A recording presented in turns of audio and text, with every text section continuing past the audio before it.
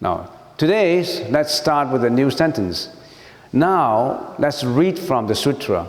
Now, what do you think, O Sariputra? For what reason is that repetition treatise of the law called the favor of the Buddhas, every son or daughter of a family who shall hear the name of that repetition of the law and retain in their memory the names of those blessed Buddhas, will be favored by the Buddhas and will never return again, being once in possession of the transcendent belief, accept and do not doubt of me and those blessed Buddhas. And because all the 6 directions praise, glorify the Amitabha's Pure Land, and Sakyamuni Buddha continue to repeat again that this is really a very good approach of enlightenment. Because if you depend only on your self-efforts for enlightenment, it will take a very long time. Given the business of your schedules and all the karmic energy that you have in this lifetime, you may not be able to achieve nirvana, to achieve enlightenment within one's lifetime. But if you take on the approach, recitation of Amitabha's name, always chanting Namo Amitabha, Namo Amitabha, Namo Amitabha, chanting name all the time, having faith and having vow, and having the desire to go there and practice it, training your mind every day, at the juncture of death, you will be received by the Buddhas. So this is just to repeat it again. If you do that training, repeat name, and you have to vow to go over there, then at the juncture of death, you'll be there. Now, there are 2 important merits of chanting Amitabha. The first merit is merit received in this life, by which we all will be protected by Bodhisattvas and Buddhas. It doesn't mean that if you chant Namo Amitabha, then you have to die. No, does not mean that. If you're always chanting Namo Amitabha, in this life, when you are alive, you have blessings and protection from all the Buddhas while you are alive. And when you at the juncture of death, there will be merits received in the next world after death, where all will be saved in the Pure Land. So in other words, you have both advantages. Next, whatever sons or daughters of a family shall make mental prayer for the Buddha country of the blessed Amitayas, the Tathagata. Amitayas means longevity also, immeasurable lifespan. Amitabha is light, symbolizes wisdom. So we should say prayers all the time, making sure that you have commitment and you will be born after death in that country. So, O Sariputra, mental prayer is to be made for the Buddha country by faithful sons and daughters of a family. That means you should also always say your prayers at that time, at the juncture of death. You have to train yourself to chant Namo Amitabha, make sure that you'll be received in that land.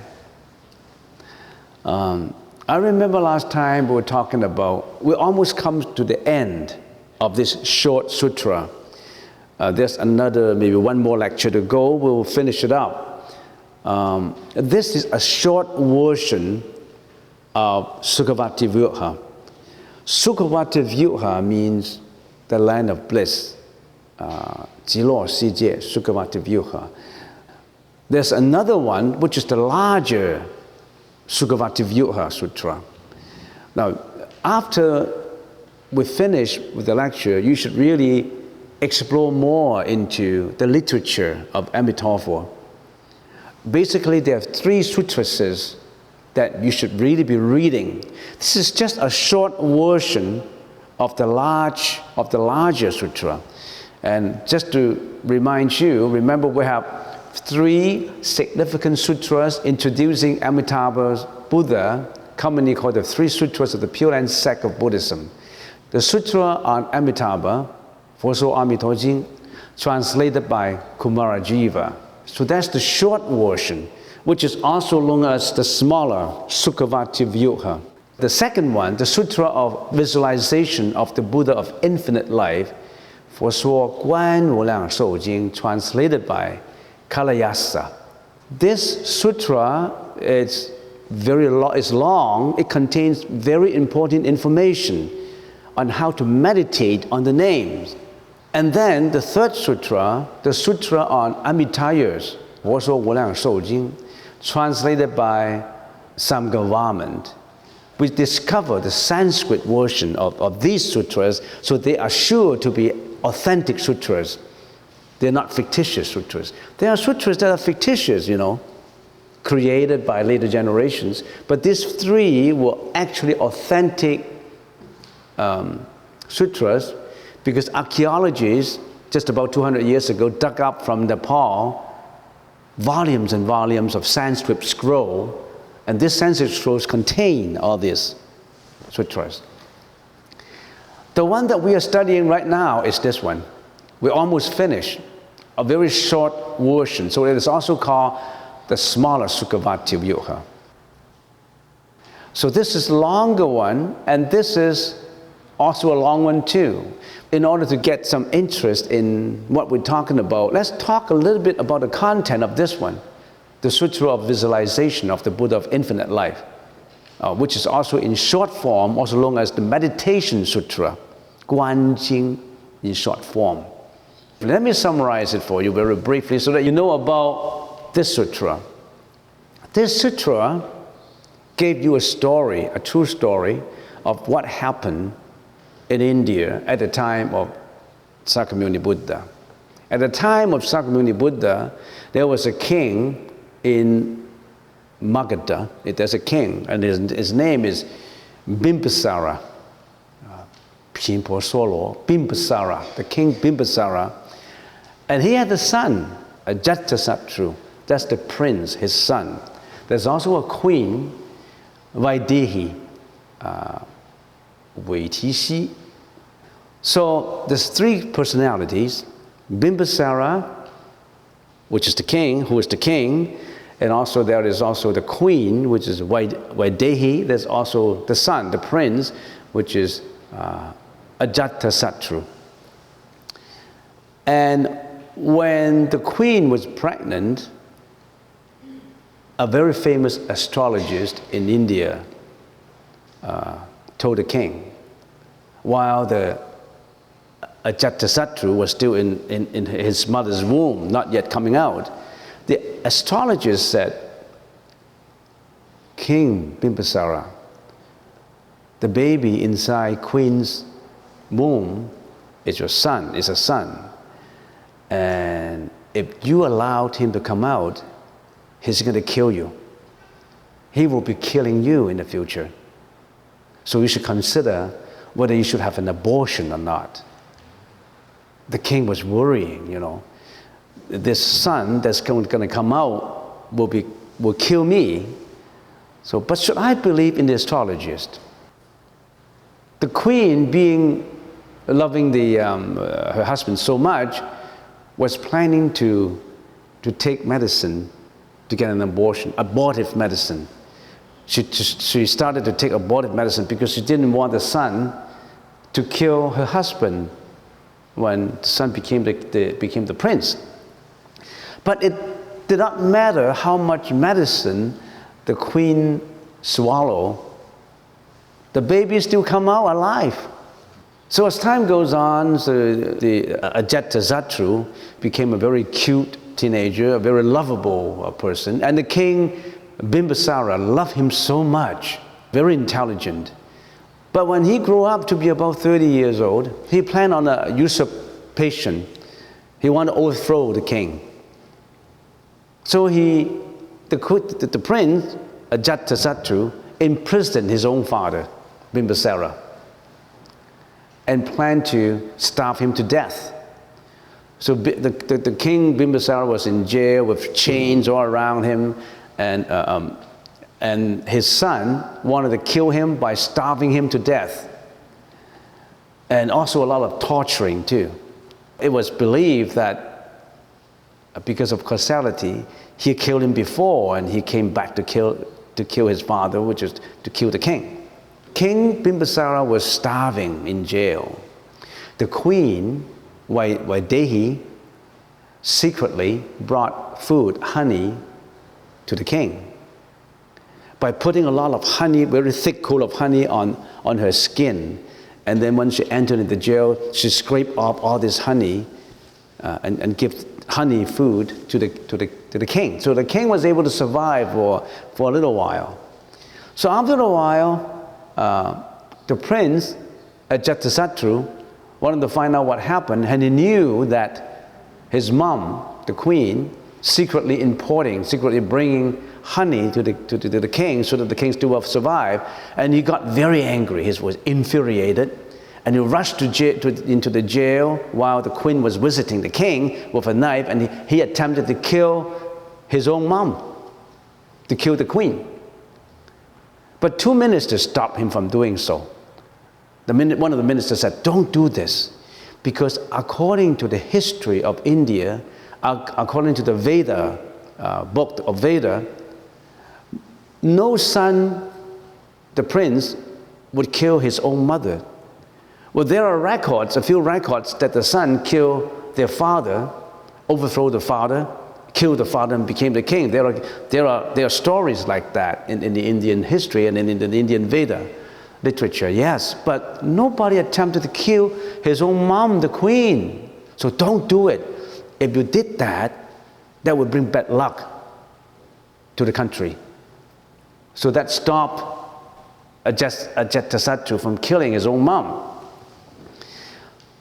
So the prince went back to his palace and pondered on how to deal with this problem, whether he should execute the king right away together with mom, or what should he do. He wanted to cool down a little bit, so he went back to his palace.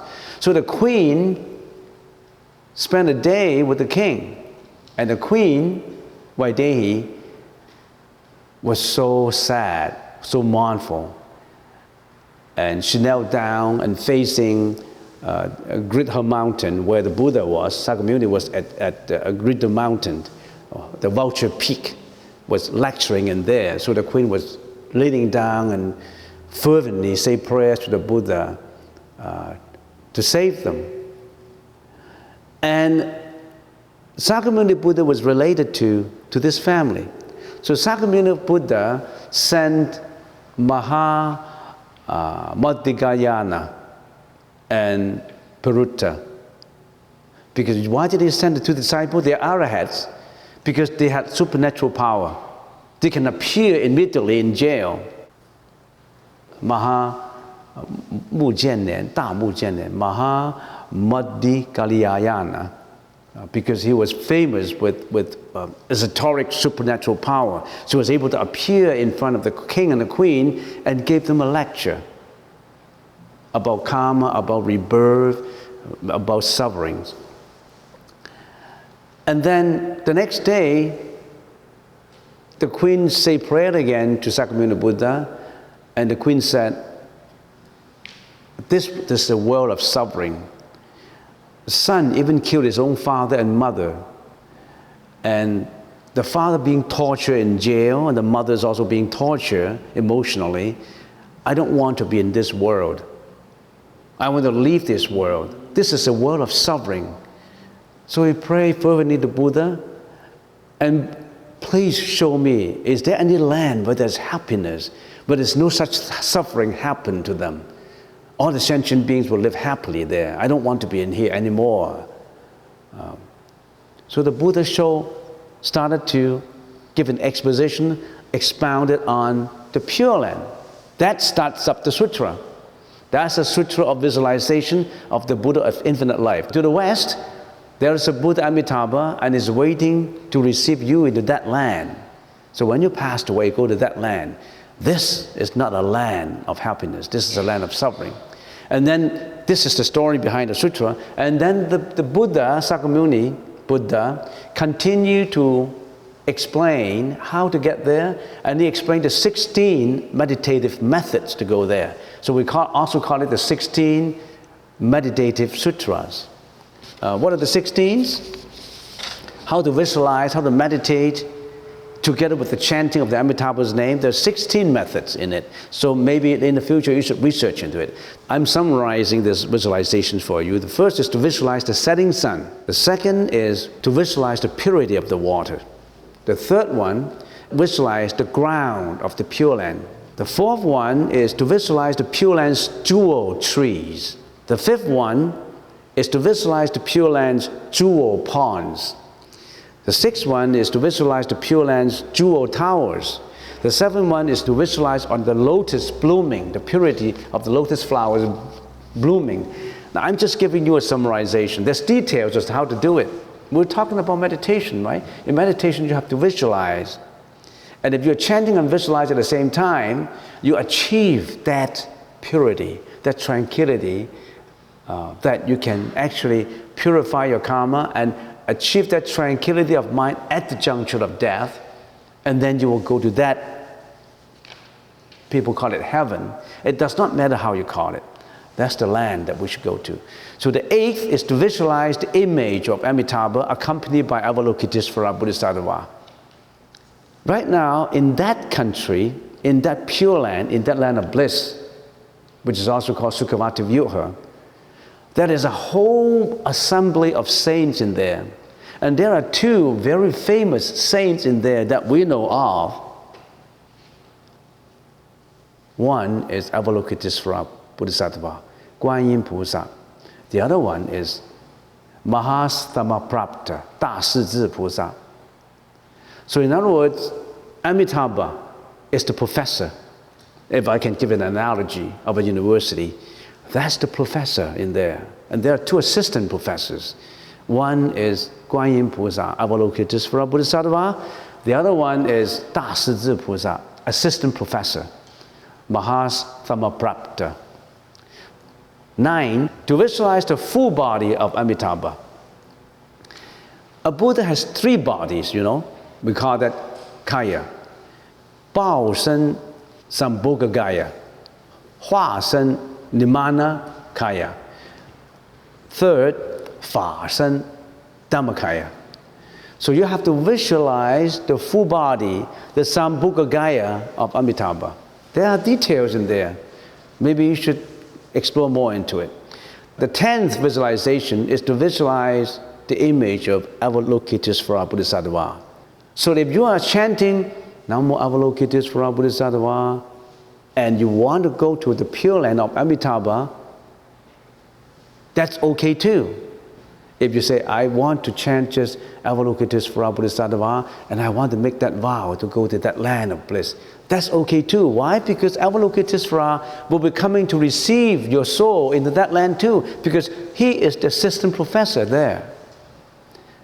On the other hand, if you say, I have special relationship with Mahastamaprapta, the 12th visualization is to visualize one's own ascension to the Pure Land.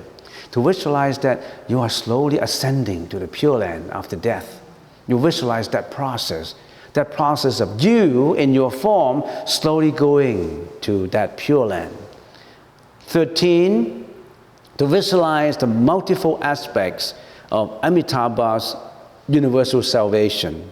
14, to visualize the conditions of the 3 levels of practitioners going to the Pure Land.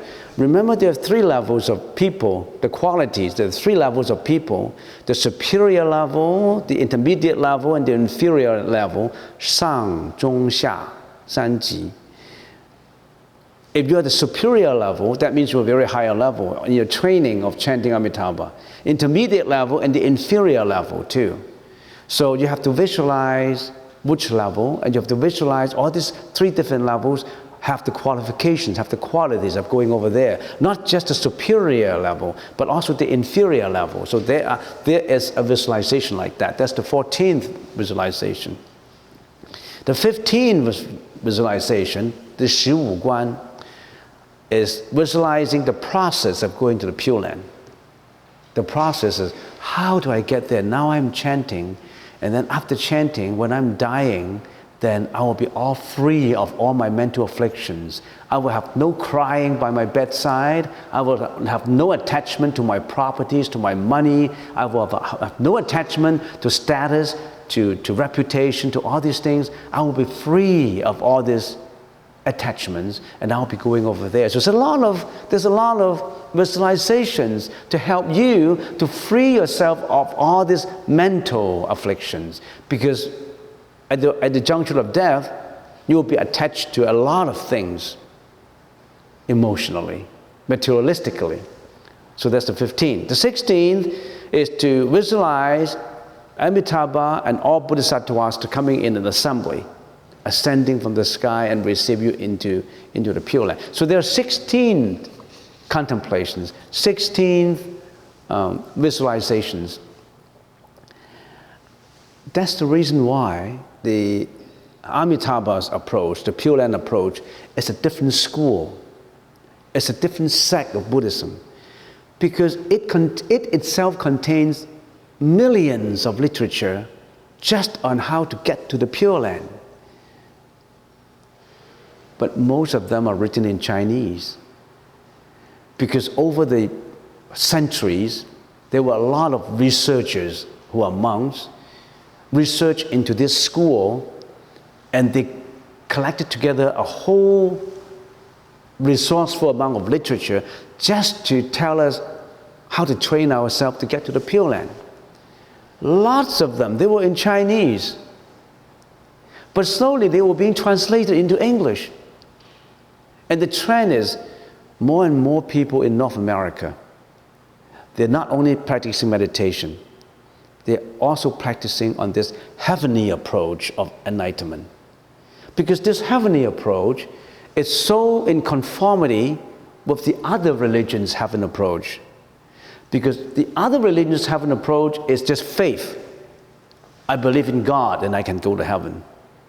There's no exposition and detailed exposition on how to get there, how to train yourself to get there. Where is it? How does it look like? Get me more details. But in there, you have thousands of details in there. Right now, the treasure door is open in North America to North American people. Are they willing to look into it? Are they willing to explore more into it? It depends on us. It depends on all of us to tell them what happened. Because if they can get there, no more suffering for them. That's a Bodhisattva's approach to enlightenment. If everybody, after they die, and we all have to die anyway, anybody who don't have to die, raise your hand, as I always said. If you don't have to die, raise your hand. Everybody has to die. But if you died, where else would you go? If you don't go there, where would you go? You would go with your karma to the next round of reincarnation. There are 6 rounds of reincarnation, remember? The 3 vicious, bad rams, and the 3 meritorious and non-vicious, virtuous rams. There are also people who reincarnated into humans again, or or guardian angels in heavenly realm. But that heaven is not the same as the Amitabha's heaven. That heaven still reincarnate. And this heaven, the Pure Land of Amitabha, is a non-retrogressive heaven. What does that mean? Once you get over there, you won't retrogress back to the cycle of reincarnation again. But you're not a Buddha yet. If I can give you an analogy of a university, that's the university of non-retrogression to life and death. When you're born in there, you don't have to come back to this karmic world. But you're not the Buddha as yet. You still have to learn. You're just a student of non-retrogression to this karmic world. You're a student in there, and you learned under the protection and the blessing of the Buddha, of Avalokitesvara Bodhisattva, and of all the other saints until you become the Buddha. And once you become the Buddha, you may have unfinished business because you want to come back to this world to save all your relatives, your friends, your folks. You want to save the whole world, then you come back again. That's the reason why there's so many saints coming back to this world. Not in the form of a monk, sometimes maybe in the form of a politician, sometimes maybe in the form of a philanthropist. A lot of people come back to this world from the Pure Land on their own vow, on their wish. Because when you come back at that time, you are in better control. Because you won't be led astray. You could reincarnate into this world, like in the Christian faith, or the Roman Catholic faith, as Mother Teresa. Mother Teresa saved a lot of sick people in India. She is a Bodhisattva. She's just in a different form. So that's the reason why we respect all the other religions too, because they will be the Buddha. They will be Bodhisattvas. And once you're in that world, in that Buddha country, you continue to learn. And maybe before you become fully enlightened, you can take a leave of absence too. You can take a leave of absence saying, I'm going back there. I haven't attained nirvana yet, but I like to contribute. I like to give. I like to come back to be a compassionate person, helping all my folks. You can make that decision on an application to Amitabha Buddha. I'm giving you an analogy. That happened. So we all have to die anyway. After death, we don't want to roll into the next suffering again. As I always give an analogy, our body is like a hotel, an apartment. This apartment is on a lease. This lease is not a long-term, indefinite lease. This is a lease of at the most 100 years. Some unlucky fellows may only have a 10 years lease, 20 years lease, 30 years lease. You only think that old people die? You visit hospitals. There are a lot of youngsters in there. The teenagers in there. The middle-aged people in there. Not just old people die, you know. Everybody is subject to death. It's not being pessimistic. It's a fact of life. Usually, people don't think of that. They are in constant pursuit of materialistic lifestyle. They're always in constant pursuit of money, reputation, fame, temporary satisfaction of their senses, relationships, eating, killing animals for food, killing animals for the fur, and occupying another country by wars and atrocities to a lot of animals and all that. They're creating a lot of karma and they don't know about it. They don't want to get into the wisdom of a spiritual life. Of course, we have to live as usual, which we have a job, you have a family, and you continue your responsibility as a mom, as a dad, as your son, as a daughter. You continue that. But on the side, don't waste your time in partying. Don't waste your time on phone, on computers, on drinks, on eating. Spend your time in looking for wisdom. Spend your time in building up a road to Amitabha's Pure Land. And this sutra, 无量寿经, is about, what's the content of this? I can use about 5 minutes to explain the content of this sutra to you. I just explained this, but I would like to give you the content of this. This is about many, many eons of lives ago in the ancient days. There was a Buddha, and his name is Avalokitesvara Raja. 观自在王佛的时代 Avalokitesvara Raja Buddha.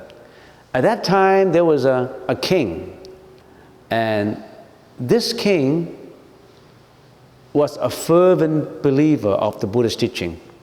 So he practiced the Buddhist teaching.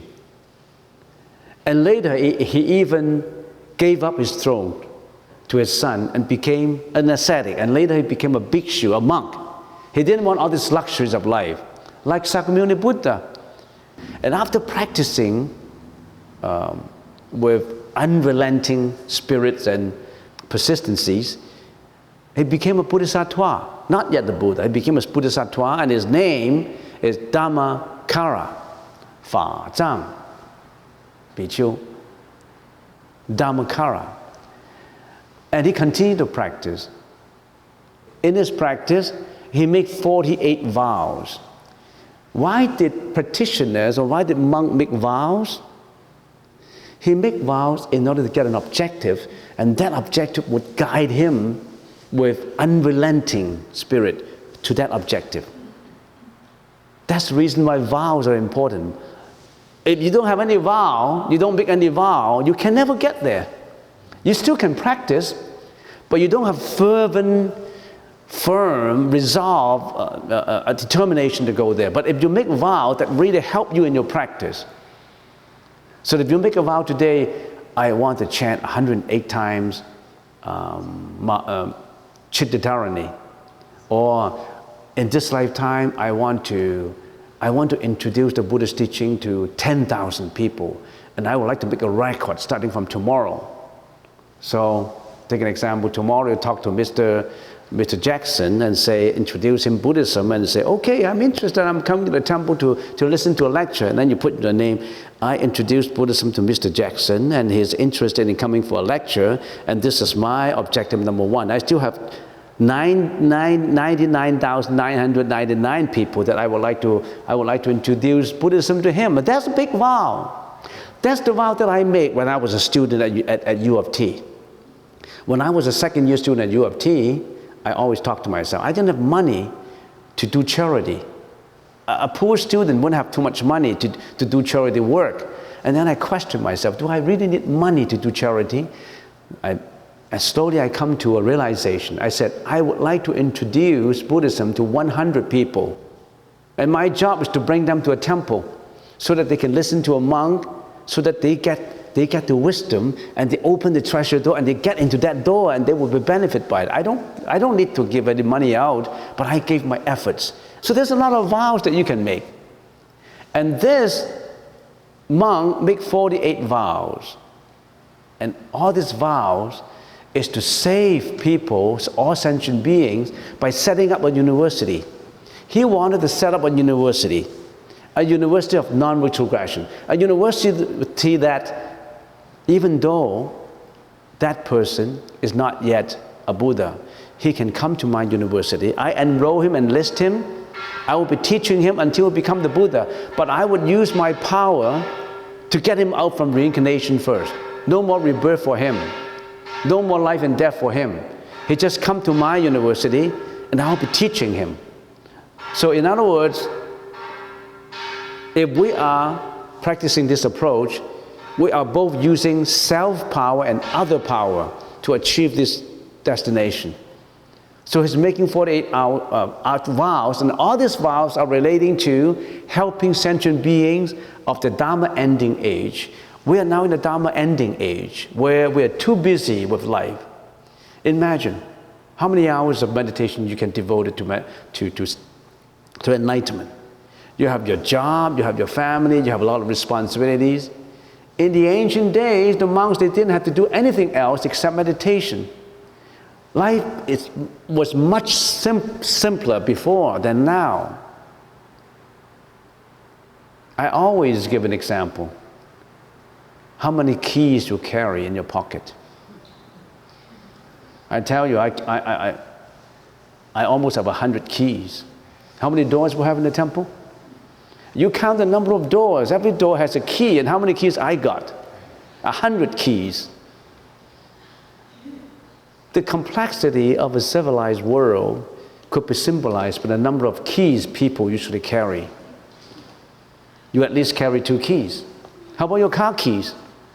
How about your jewelry deposit box in the bank? All these keys, all these identities to carry. Somebody have 10 credit cards and identity cards, and they have a wallet that thick. The complexity of the society is getting more and more serious. How can we practice to become enlightened in one's lifetime? We better go to that university. Right now, what concerns us going to lunch? So let's go to lunch.